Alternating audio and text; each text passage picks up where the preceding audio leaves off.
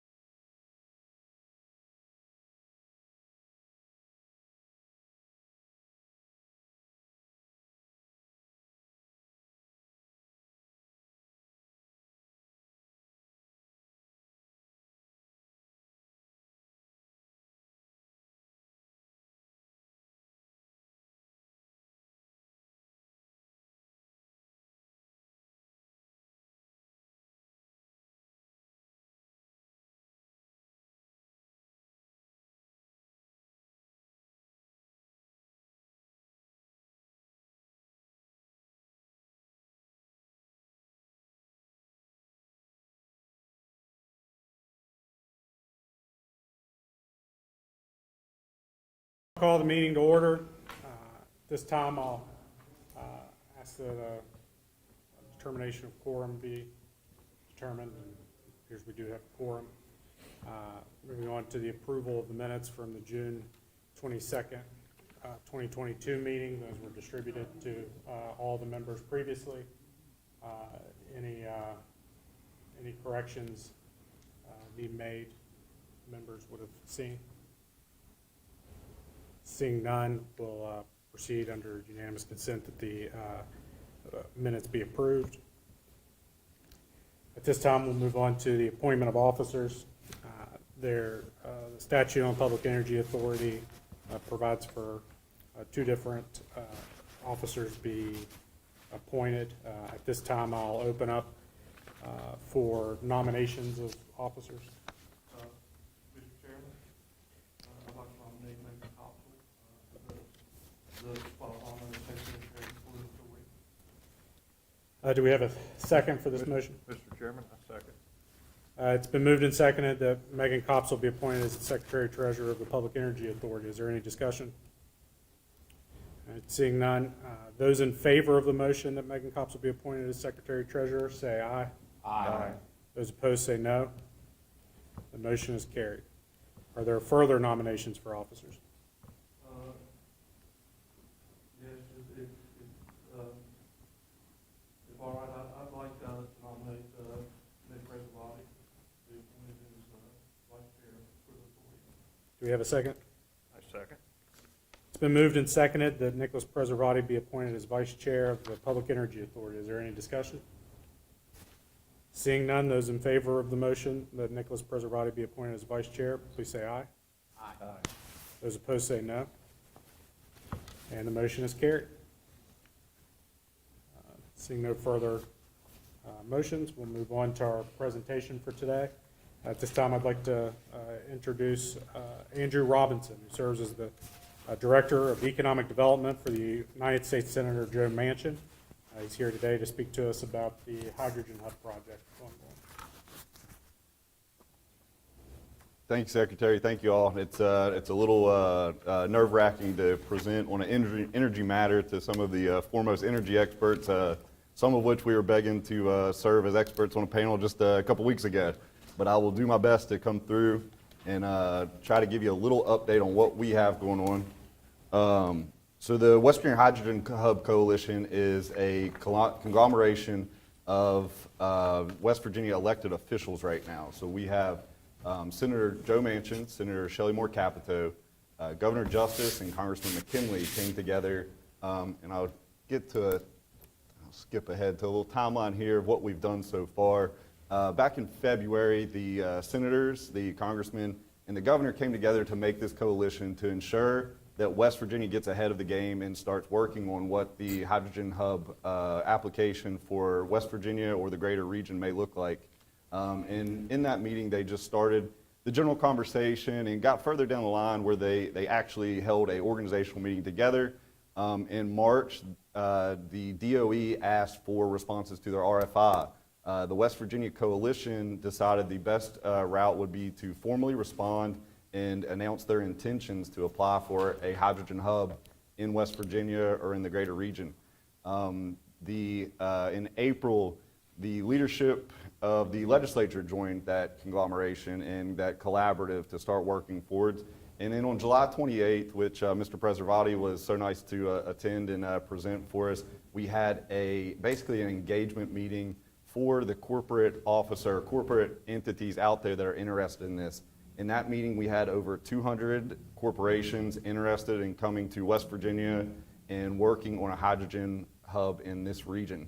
The meeting was overwhelmingly attended, and at the same time, we had RFIs requested from the consultant that the state of West Virginia, the Economic Development Office, has brought on to have conversations and work on those RFIs. And we had over 45 responses to the RFIs from different companies with specifics as to what they want to do in the area and how they want to be involved with the hydrogen hub. I got a little ahead of myself in my slides here, but I think the main question that we get quite frequently is, what is a hydrogen hub? And the best answer that I've heard given was from the Northeast delegation in New York, and they said, we absolutely have no clue.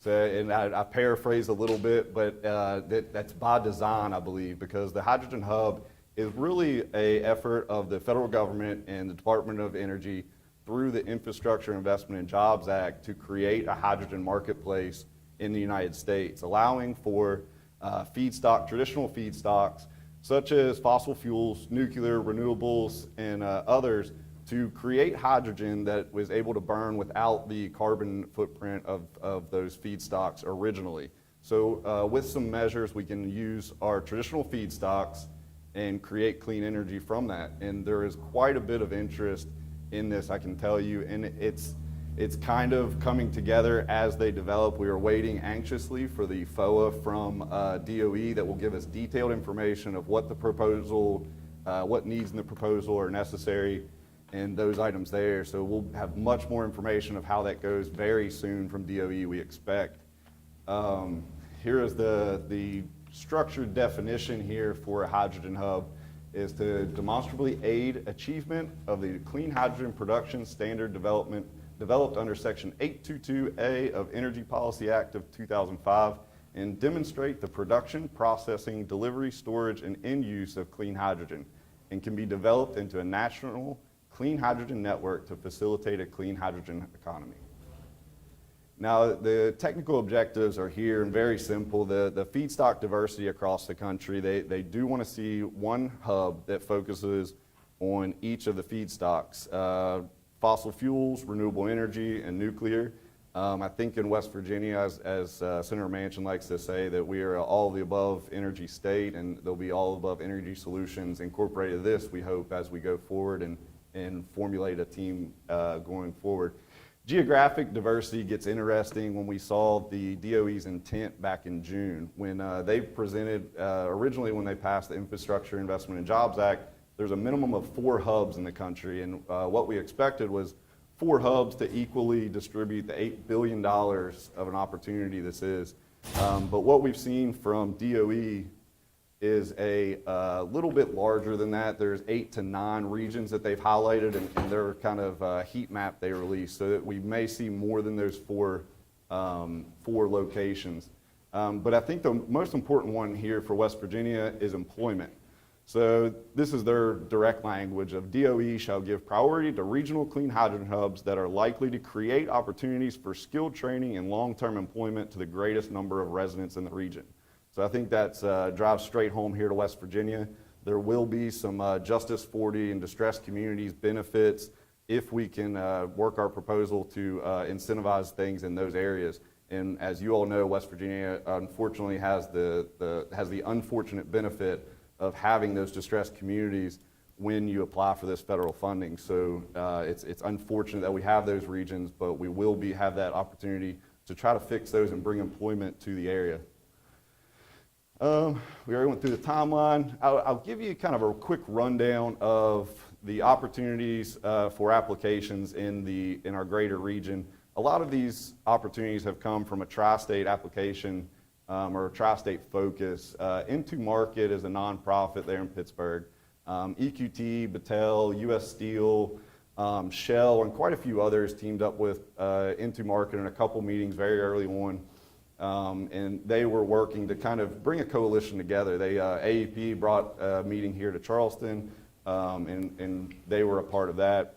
The Ohio Clean Hydrogen Hub Alliance, working with Battelle and others, they have come together with a lot of nonprofits, a lot of research-directed groups to come together and try to formulate something in the area.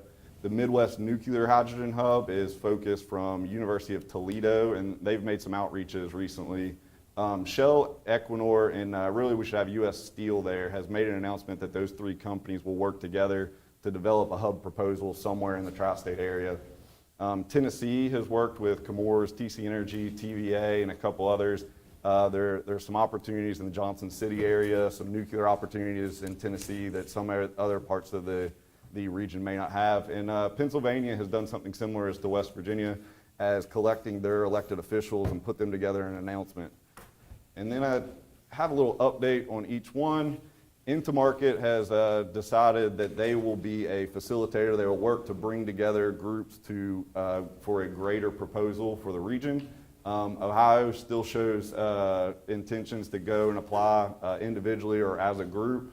The Great Lakes, they've offered quite a few different entities to sign an MOU very recently focused on their nuclear plan.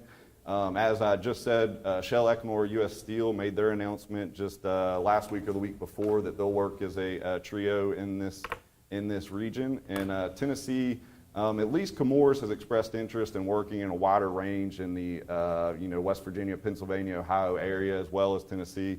And then Pennsylvania continues to have meetings with us to see if we can put something together to have them assist, especially in our northern panhandle. West Virginia, right now we have working with the coalition members, the contractor that from the economic development team here in the state, Allegheny Science and Technology, and has continued to evaluate our RFIs that we received. Quite a wide variety of, and I don't want to specify specific projects, but there's just a wide variety of technology, companies, investments, nonprofits, profits that came into those RFIs. Coal to gas, natural gas, nuclear, renewable. I mean, we had a wide gamut of RFIs that have come in. It's very interesting how wide really, and focuses right back into the state's all the above energy approach. MOU drafts have floated around from different entities and back and forth. We're waiting to see how some of that works out, just kind of trying to monitor where that comes. But we're real optimistic that right when DOE announces their FOA and releases that information, that we'll be prepared to jump in with the team and make an announcement of some type of how we're going to proceed and how we're going to be able to bring West Virginia into the hydrogen marketplace. As we see, the $8 billion is also a one-to-one cost share match. So, I mean, we're looking at an investment of, $2.5 billion to $4 billion, depending on what the DOE comes back with and what kind of proposal West Virginia or the greater region could come back and be successful with. What to expect from DOE? This is the heat map that I mentioned from DOE. You'll see that there's quite a few more kind of heat spots there. than just the 4 that were mentioned in the IIJA. You'll see West Virginia, Appalachia is focused, and I can direct you to the exact wording that was put in by our U.S. Senate Energy Committee, put specific language that one of these hubs will be located in an area of the greatest natural gas formations in the country. And you'll see that I believe the Appalachia area fits that description quite well. And then the other areas, California, New York has an interesting approach. The state of New York is actually going to basically foot the bill for the cost match. They're going to put up $1 billion, bring in companies and build out the match that way. So very interesting approach there. The state of Washington has another approach where they're building basically a board of directors of for-profit companies that they're going to put together to manage and develop a proposal. Louisiana, Texas is a strong entity there just simply because their pipeline, natural gas, and oil and gas industry down there. And then, of course, the California and then the western states have a strong conglomeration or collaboration there as well. This is DOE's game plan for their scheduling out. What we're waiting on right now is the pre-DOE funding and their FOA. So this will give us exact details of what we need to put together in our proposal to get back to DOE so we can have a successful detailed plan in phase 1. As you can see, it goes on. What we are seeing is a stretch of 5 years, and their schedule looks a bit longer than that, but we are anxiously awaiting DOE's information. That's a quick rundown of what I have there. I wanted to have a discussion with you guys if I can answer questions, try to give you more updates of where the state coalition comes together and where we can be helpful or provide information to you all is what I'm really here to do. I'll open it up to the authority for questions for Mr. Robinson. It's always great. I summed it up perfectly. One important thing to remember on this, one of the key focal points for any of this on the place will be Class 6 promises for injection well storage. Mm-hmm. That is a process that we've been working through. There has been one approved in West Virginia. It was approved years ago and never implemented as a experimental Class 5 level. We've been working with EPA and Region 3 at DEP to establish promises to the state of West Virginia on Class 6 level. Mm-hmm. That process has been going on for about 2.5 years. I think that's just one thing that's very important and a fundamental step to get this moving forward so that should we be able to take advantage of this, West Virginia would be the ideal place for it. I just think it's important that we have a mechanism in place to incorporate it once we see it. To be struggling with promise issues for successful in landing that seemed like a really bad situation for West Virginia. I think on your chart it would also add something in place that would make West Virginia a more desirable location than probably most of the others. Well, I will tell you that, especially during our meeting on the 28th, we had quite a few companies focused on sequestration that attended. They were very interested in the new legislation the West Virginia legislature passed on sequestration and those things. They were very, they think there's a couple hurdles to get over, as you mentioned, but they were interested that West Virginia and the state was already focusing on those things. So I think we're headed in the right direction. If we can be helpful to you, just please reach out. Appreciate it. By the way, good presentation. Hey, Andrew, thanks for being here. If I can follow up on the Secretary's comments. One of the keys to the sequestration would be pipeline construction, being able to put an infrastructure in place to get what's being secreted into where it will be. Is there provisions any place in any of this that account for any sort of expedited? They're not. They don't foresee that in this specific legislation. It wasn't foreseeing specific pipeline or permitting issues. It was and I speak of it as a philosophy that they have to try to stimulate this economy and moving it because it is growing in Europe and other areas. But I don't believe they specifically direct anything on pipeline or pipeline issues in the Infrastructure Investment and Jobs Act.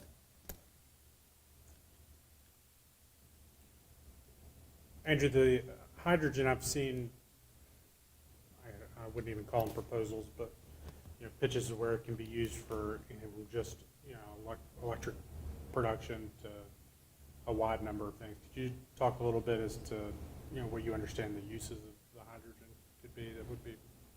And as you know, I've been trying to learn it. We've been trying to learn quickly on this end, the kind of economic development end of learn of how hydrogen can be useful, how it can be profitable, and how it can employ West Virginians is the most important thing.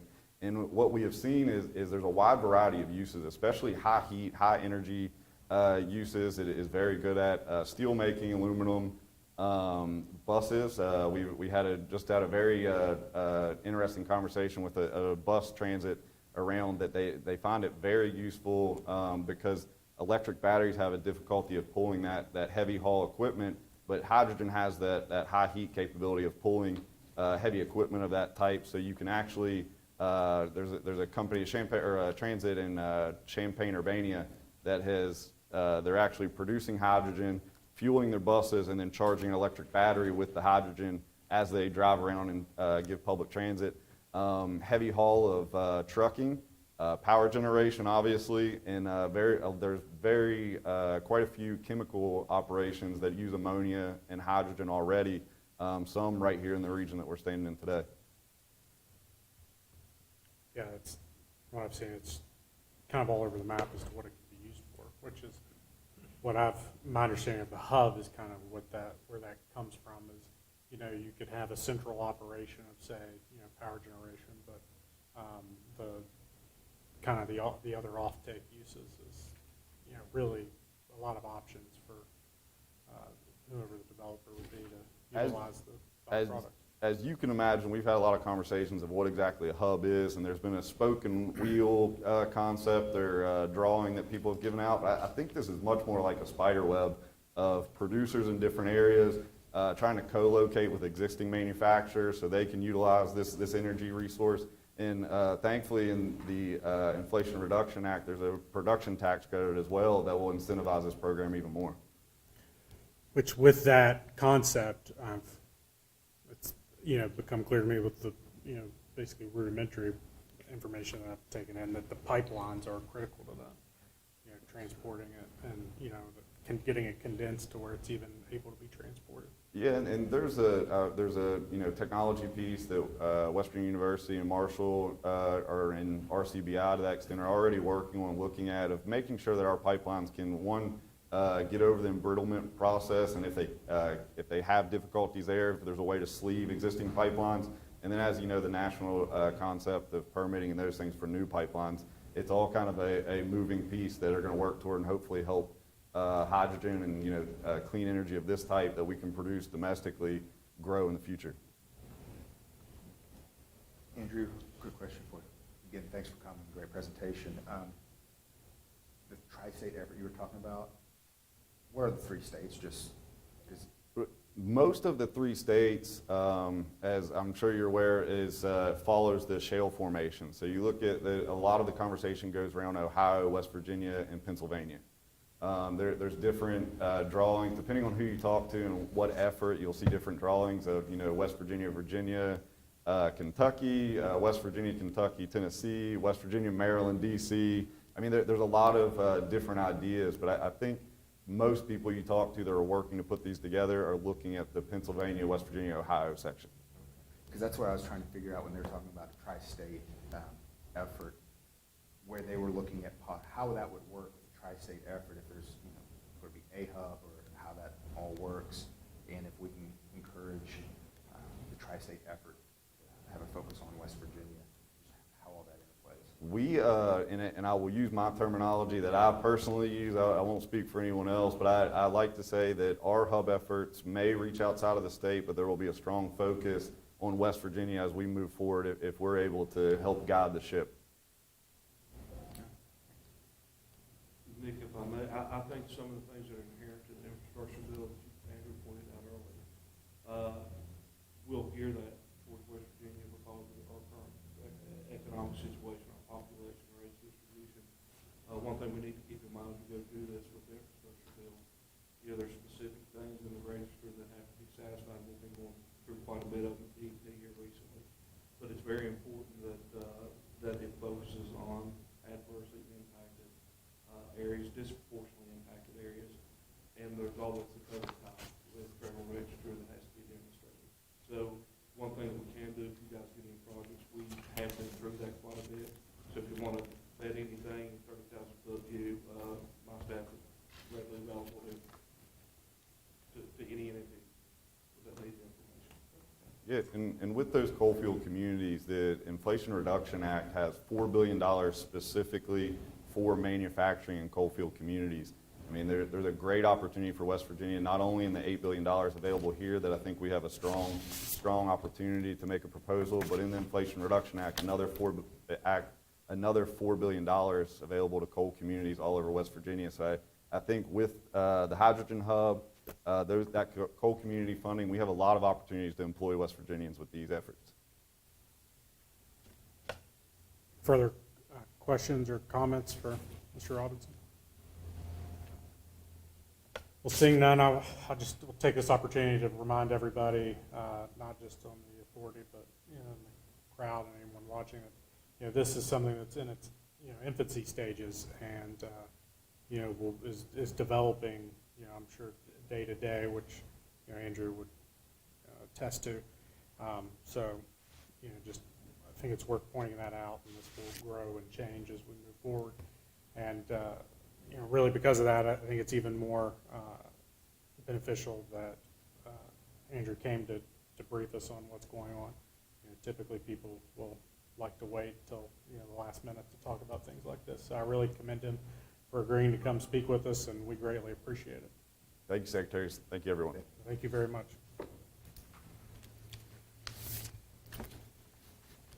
At this time, I'll move on to the announcements. The only announcement I have is that our next meeting is scheduled for September 28th at 10 a.m.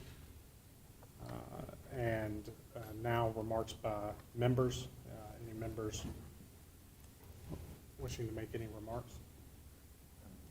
Vice Chair. Thank you, Mr. Chairman. President Body? Yeah, thank you. I just want to advise first of all, thank everybody for the nomination for Vice Chair. Have worked with the Department of Commerce and have asked them and to help us identify a inventory of all the state's generation assets. I think that's a critical step for us to understand, to work with PSC, to work with DEP, other state agencies, and utilities and the companies to get its in-depth analysis of all of our generation and energy assets in the state, not just coal-fired power plants, natural gas plants, wind turbines, solar facilities, hydro, to identify the facilities, their maximum capacity, their average capacity, what they're normally generating, just to get an understanding of what we have, pipelines, transmission pipelines, the grid, everything that we have in this state so that we can understand what we have to help us in our charge going forward. So it's in its infancy stages, and I'm sure everybody on the authority can help us with that, and we'll be reaching out to some of the private entities and corporations as well. So any insight you guys have with that, let us know, and hopefully we'll have a report sooner than later, but that's all I have. Thank you, Mr. Vice Chair, and I'll take this time to introduce everyone to Graham Platts, who stand and wave. Graham is a new Deputy General Counsel at the department, and he's working on the project that the Vice Chair was just describing. Any other remarks? With regard to identifying the assets, if you will, as far as, I think we need to focus too on the decommissioned facilities. Yeah.